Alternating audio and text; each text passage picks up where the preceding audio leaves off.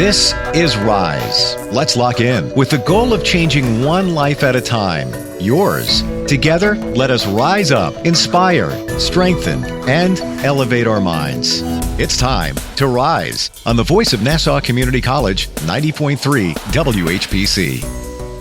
Hello, my name is Dr. Saran Heron, and welcome to Rise. Today we're going to talk about recreating your life, how to change your mind and transform your life through one's faith. No matter what your circumstances are, you're able to rise above it. Break those barriers and struggles that allow you to feel low because of poor choices. My guest today is Tressa Mitchener, single teen mother and drug dealer who was facing a 30-year life sentence in federal prison, but thanks to her strong belief in a higher power, her sentence was miraculously reduced to 5 years. She holds a BA in psychology, now a Christian counselor and best-selling author, and married her dream man. Her incredible story was shared on the 700 Club, revealed how anyone can transform his or her life through faith. She is also the author of Looking Out from the Inside, the United States versus Tressa Oliva Parker. She is here to share with us her story, her work, and how you can turn your life around. Tressa Mitchener, welcome to Rise here on the voice of Nassau Community College, 90.3 WHPC. Thank you so much, and thank you for having me. So let's get right into it. Share with us how, as a teenager, single parent, how challenging was that for you? Well, it was very challenging growing up because growing up, I was from house to house. My mom's boyfriend tried to molest me at like 6 years old. So I ended up being a very rebellious teenager, which led to me ending up with being a teenage mom. But my first son, I was 16 years old, pregnant in a juvenile detention center. So at this time, I was just steady growing up, rebellious, out of control. By the time I was 19 years old, I had 2 children, a very, very abusive boyfriend, physically and abusive, and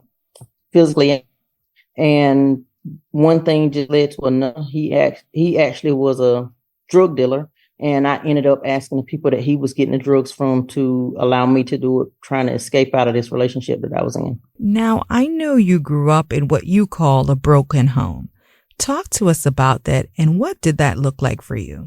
Well, it was very broken. We was from house to house. My parents divorced at the age of 5. I think I was 5 years old when they divorced or separated. So my mom had us, and we was just like from house to house, no real stability. I didn't even really know what a real stable home looked like at that time. That was my normal, which was the instability. Now, sometimes we all make choices, and ultimately, they have consequences. Tell us, how did you become a drug dealer and why? So when I was with my boyfriend, he was 21. I was 15 years old at the time. And just like I said, I ended up pregnant in a juvenile at 16. And when I got pregnant with my second child, because of the abuse and the fighting and the things that I was going through at that young age, he was a major drug dealer at that time. And so I had began to ask the guys that he was getting it from to trust me, so that I could actually sell drugs and try to get myself out of this relationship. So one thing led to another, and I ended up, with large quantities of money, ended up getting my own house, the cars. I had everything that the world says that they desire: the money, the cars, 5 acres of land, $500,000 house, all of these things that people say that they desire. But for some reason, I was in this big house, wondering what's wrong with me, crying out from the inside, asking, God, help me, because I'm tired. I just didn't know what was wrong with me to have all these things, but feel so empty. So what happened while you mentioned that you were in prison? How did you begin to change and transform your mind? Bring us back to that moment. So just like I said, when I was home, I had began to ask God to help me because I was tired. I guess that's why some people say, be careful what you ask for. 3 days later, I was indicted by the federal government. So I didn't know the law, didn't know the Lord, but I found myself in this 23-hour lockdown cell. They would only let me out for 1 hour. And the rest of the time I had to stay in my cell. And it was a minister that came in the cell, and I asked her, did she know the words to Psalms 23? Because I had always heard people say Psalms 23. So she said yes. So I didn't have a pen, I didn't have paper, but I had a pencil, a small pencil that I found in the cell. So as she gave me the words to Psalms 23, I wrote the words to Psalms 23 on the floor, and I memorized Psalms 23 all night long. I just stayed up memorizing it. I can't understand why, but it's just something telling me to memorize Psalms 23, and I began to repeat it to myself daily and just begin to consume myself with the Bible. Speak to us about your religion and your faith. And you just mentioned what led you to your faith. But what made that faith get stronger and stronger each day while you were in prison? So as I was in my cell one day, after I had went to a normal county jail where I could be in and out of the cell, one day I found myself, because I had been consuming myself with the Bible, and I knew that I was saved, but I just kept asking God, it has to be something more to this than just being saved. So I had been led to read the book of Acts, where the book of Acts tells you that when the Holy Spirit comes upon you, you will receive power and you'll be able to be an effective witness for God. So one day I was in my cell just praising God and thanking him for who he was, thanking him for me not being killed or raped or all of these bad things that we hear about drug dealers and stuff, because I'm a female and I was out there in this lifestyle. And while I was just sitting there praising him, I heard the wind come in my cell. And when I heard the wind come in my cell, it started from my feet all the way up to the top of my head. And it was like my hair was standing on my head and I couldn't stop it. And it was like I was in a cold winter and I was trying to hold my mouth down and I couldn't hold my mouth down. And I just began to speak in an unknown tongue. And it just started flowing. And at that time, I knew that even though I was in a jail cell with jailhouse clothes, flip-flops on, all of the material things and all the outer things did not matter. It was that I was getting my mind and my heart right in line with Christ, and he was right there with me. Wonderful. Now, what daily practices do you have today that keep you grounded still in your faith? I constantly speak the scriptures over myself and over my family. I still read daily. I counsel, I mentor. I do transformational speaking. I do life coaching. I keep myself grounded in the word and also always giving back. I go back to the prisons. I go back to the jails. I constantly have myself given what was given to me. Your mission now is to educate others and you want to empower others. Tell us, why do you feel this is so important to you? Because if your mindset is not changed, you won't change. Once you know better, you can do better because you got a choice. But if you don't know any better, you can't change. And each individual has to do the work for themselves. Nobody can change a person or make a person change. You have to do that work. You have to get tired of yourself, or you have to get tired of what you're seeing and be that change that you want others to see. So it comes from work inside. So that's why my book is called Looking Out from the Inside, because it was everything that I saw from the inside is now what everybody sees on the outside now. But I had to do that work from the inside. Amazing. Now, you're a Christian counselor. You speak to us about that for someone listening that may be considering being a counselor and not sure what a Christian counselor is. So basically it's faith-based. It's basically my belief in scripture and actually lining up people's problems with the scripture and allowing them to share the promises of God that allows them to overcome bondage and helping them to see that light and get that breakthrough. Now, how challenging is that role for you at times? The challenge is really not really deep challenge for me. It's the challenge is allowing people to understand that the mindset is the whole key to success. It's the key to changing your environment. It's the key to changing everything that you knew, your culture, your generation, changing your history, being a generational changer. It all starts with the mindset. You have to change your mind. So most of the time when people understand where I came from and that my mindset was there once, they want to change. They want to see, they ask me, how did you do it? So once I'm able to explain to them how I did it and walk them into that path, and then they start taking those steps and start seeing the transformation in their own lives, it becomes very easy. You are listening to Rise on the Voice of Nassau Community College, 90.3 WHPC. My name is Dr. Saran Heron, and today we're talking to Tressa Mitchener, single teenage mother and drug dealer who was facing a 30-year life sentence in federal prison, but thanks to her strong belief in a higher power, her sentence was miraculously reduced to 5 years. She holds a BA in psychology and now a Christian counselor and a best-selling author, and married her dream man. Her incredible story was shared on the 700 Club, and she revealed how anyone can transform his or her life through faith. Now, what's most rewarding for you as a counselor, Tressa? I think the rewarding part for me as being a counselor is because of my experience, that I can talk about struggles. I can talk about the heartaches. I can talk about the pain. I can talk about the times I thought I was stuck when I thought that I was not going to get out of prison. I can talk about these things and show confidence and have confidence in a person that I'm counseling or mentoring, letting them know that this doesn't last forever. But if you do the work, you will come out.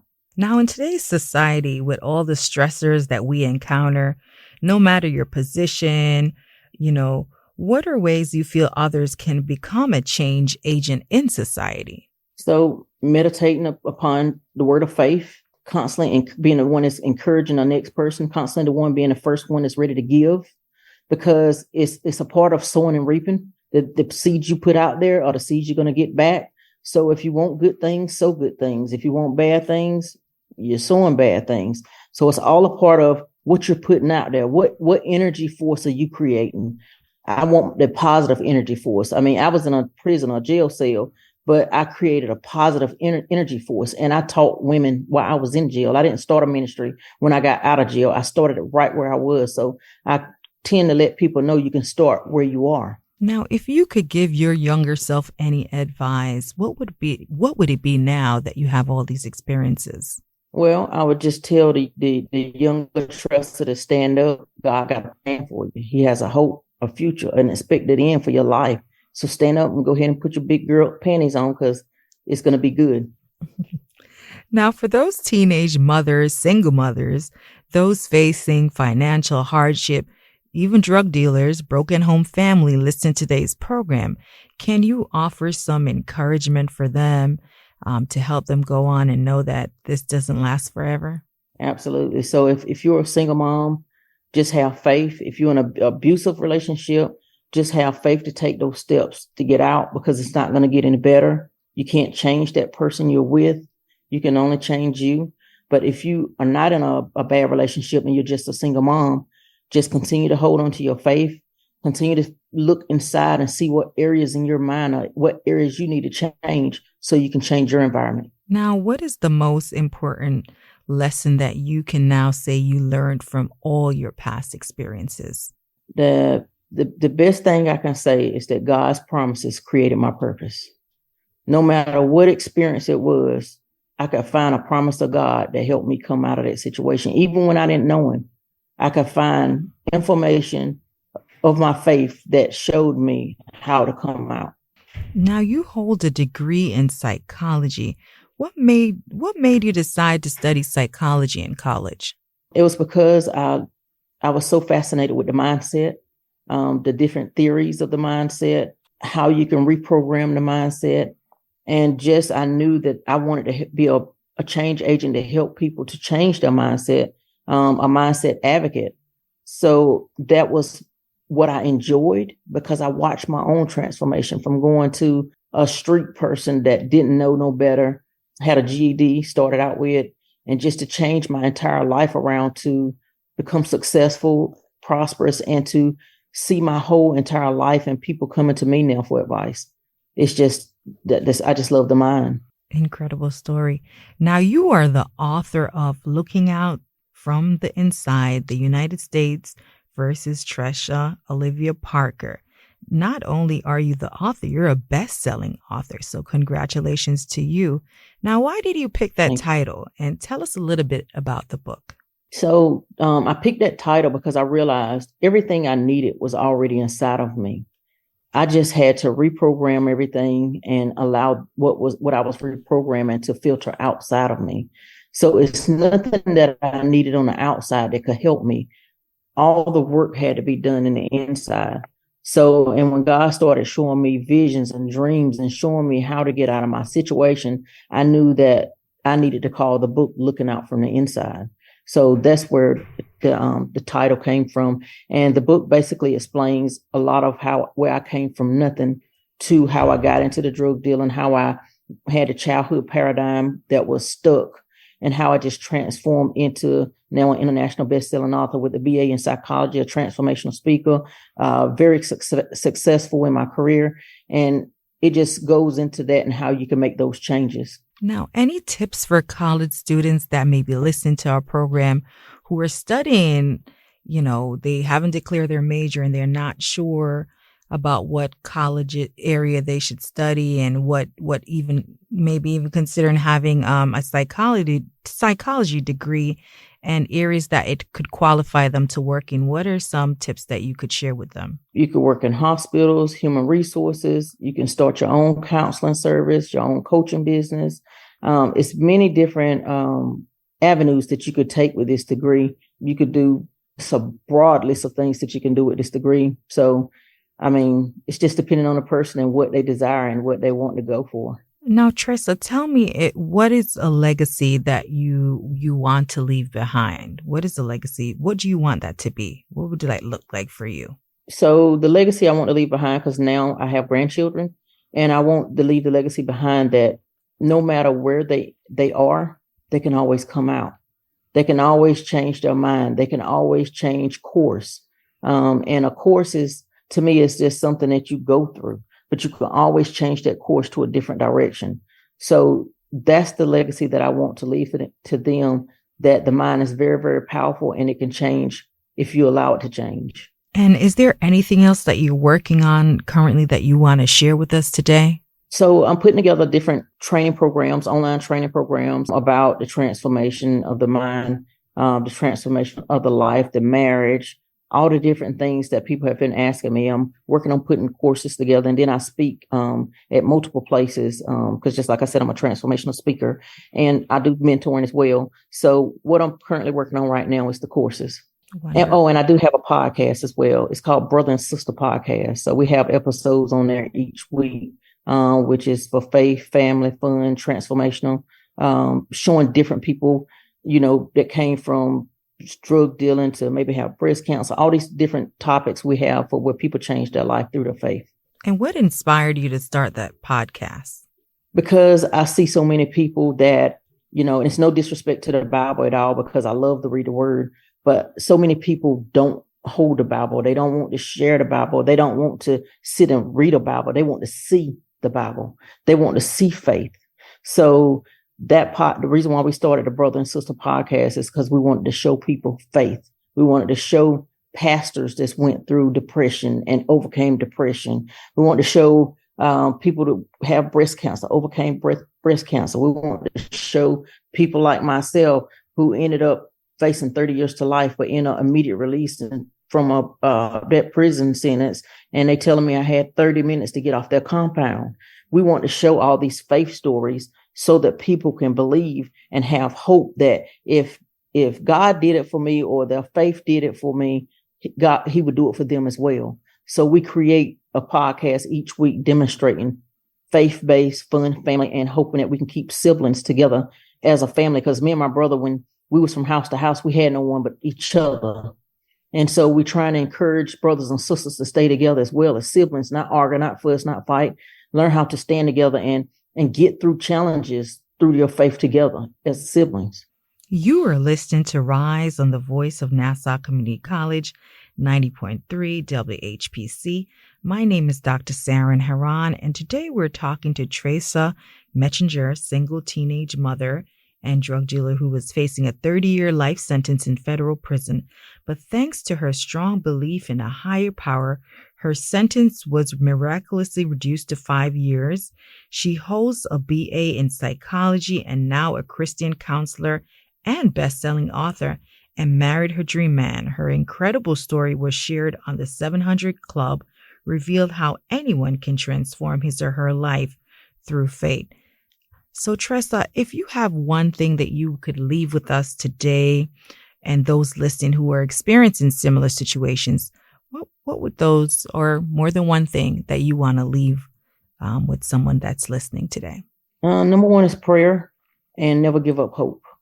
And how can someone connect to you and find you, whether on social media, or how do they connect with you? So they can connect with me at Tressa Mitchener. On my social media, it's always at Tressa Mitchener. And you can connect with me on the Brother and Sister podcast. You can subscribe on YouTube. And also you can go on my website. It's at www.tressa, Tressa, Mitchener, Mitchener.com. And how can someone who's listening to the program, who's interested in purchasing your book, how could they get a copy of your book? So the book is on Amazon, so Barnes and Nobles. You can also purchase it on my website. So most people go to Amazon, so you can purchase it on Amazon. It's called Looking Out from the Inside, the United States versus Tressa Oliva Parker. Now, you wrote this book, like you mentioned, Looking Out from the Inside, and you explained the inspiration behind the title of the book. For listeners who are interested in wanting to hear a little bit more about your book, tell us give us a little overview of what the book is about and what you hope that someone, after they've read the book, it will do for them. So what I can tell you, the book is about transformation. When you're feeling stuck, you will see all the different situations I went through. And so how you no longer have to feel stuck because you can overcome. And what I can say, everyone that has read the book and how it became an international bestseller is because everyone told me, and that's replied back to me and all the reviews, they say that once they pick up the book, they cannot put it down. They plan to read a couple chapters and put it down, but they said it does not happen. Once they start reading, they have to complete the whole entire book. Wonderful. I guess it keeps them in suspense. They want to know more. Yeah. Of course. Now, thank you for being here, Tressa Mitchener. It was a pleasure to have you on today's broadcast. Thank you so much for having me. Now, I just want to give a warm welcome to International Prayer Institute, Inc. Evangelist Camille James. I know you're listening on today's program. And can you just offer some advice based on today's topic? Thank you, Dr. Heron, for having me on the program. Listening to Miss Tressa's story gives us hope. I know being in a confining position can never be easy. I have spoken to numerous individuals who have been there.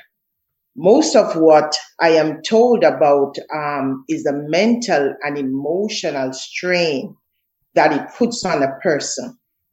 Yet we see many that triumph and weather the storm and came out victoriously.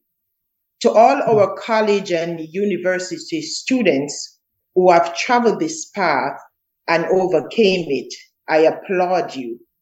I know it could not be done without help from God, help from your supporters, your therapists, and counselors.